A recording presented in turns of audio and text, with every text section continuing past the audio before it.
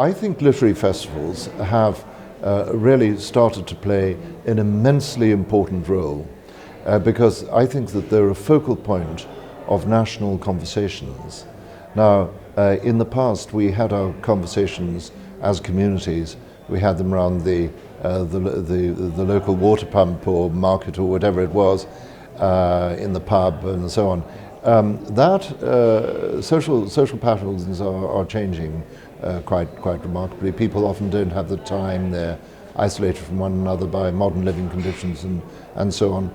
The printed media in many countries has seen a sharp decline in the number of people actually reading a newspaper, which is a very serious development and a very regrettable development, because we have to have this national conversation in any society. We must have that, an exchange of ideas, and exchange of ideas in a thoughtful, organized way. And literary festivals increasingly are doing that. They're becoming festivals of ideas. They're focused on the book, and that's, I think, the right thing to do.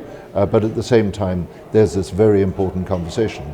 So at a literary festival such as this, which is one of the most important in the world, you're not only having a conversation here in India about subjects which are important to people in India and about political and social issues which concern people in India, you're also having a very high-level international conversation. And that is really, really important. It's an essential part of what one could perhaps describe as international civic society, that people get together and talk in this way. And of course it's very different from, say, academic conferences, where you'll get this sort of thing discussed. You'll get political, social, economic issues discussed at an academic conference. Those are often just the academics talking to other academics. Here you've got people talking to one another in public, with the public participating in it. And so that's really a very important part of their role. It's an absolutely vital role, I think. It also, from the point of view of writers, enables them to talk to their readers and readers to talk to the writers, and that is wonderful, and gives the opportunity also for writers to talk to other writers. And I think all of this comes together remarkably well in the Jaipur Literary Festival. I think that this is just so important internationally.